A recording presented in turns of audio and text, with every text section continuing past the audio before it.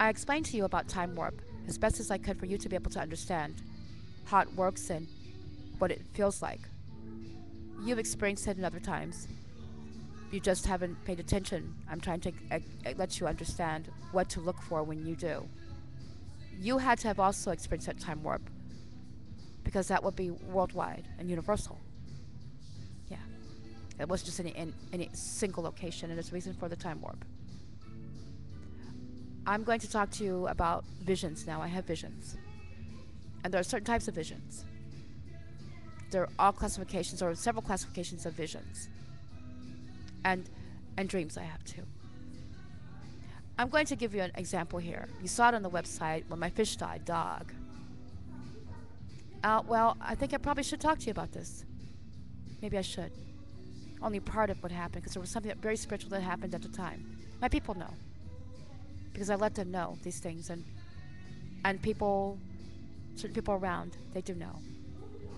I told you on the website that when the angel came, a long time ago when I was a young girl, my mom had to go on a business jaunt, and so she had to take me someplace because we were visiting. And I stayed at a woman's house. She was a Jewish woman. And I was very young. And I went to sleep that night. And an angel appeared. And he said to me, he said, when I appear to you again, all the people that hurt you and your beloved family and your people, all the bad people that hurt people, it will be their end. Well, those bad people involved, when they heard about this, because they're really gonna cope, they even tried to pretend and make themselves up to appear as an angel. A child's not gonna be fooled, okay? Let alone a grown-up. Pretended to be, trying to see what would happen. This has been going on for a long time. Trust that I'm telling you the truth. Of course they were busted. They weren't any angel because they knew what the angel had said to me. The angel was Gabriel. I'm going out here on a limb now, aren't I? Because I'm talking to you and you've seen these videos. People tried to label me as crazy, but I am not. Why should I be and others not that profess to? Well, I'll go on with the story because it's not just a story, it's truth. Several months ago, you saw when Dog died. I went to sleep. The same room. It's not the woman's house anymore. It's something else. It's a hotel. I went to sleep, and I always bar my doors and windows, you know, because I travel alone. I sleep in a room alone. Most of the time I'm traveling by myself. All the time I am, actually. And so when I went to sleep, the angel appeared. I turned over and I said, why are you here? Then I realized it was an angel. I hadn't remembered everything. Because I told you when I was kidnapped, someone tried to murder me and lost my memory. You know who kidnapped me, right? Other people that I'm telling you were involved because they're trying to take things. As I told you, some people are born holy, so you would know that some people would also be born wicked as well.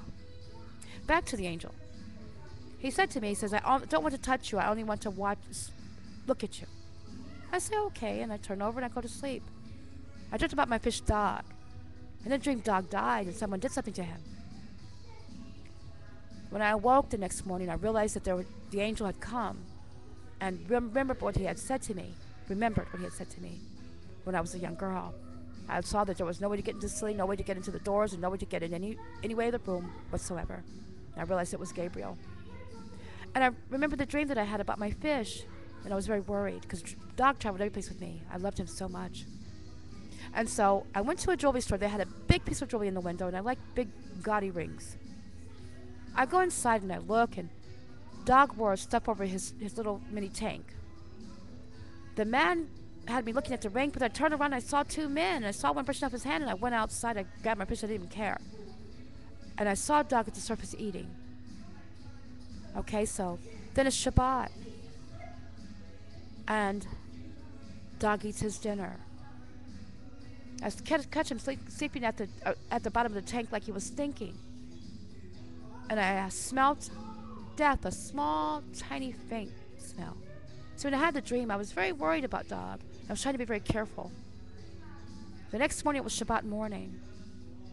I got up and, you know, I do what you're supposed to do. And first thing I want to do is feed my fish. And when I opened the covering, he was gone. Do you see what I'm saying? There are numerous examples that I have.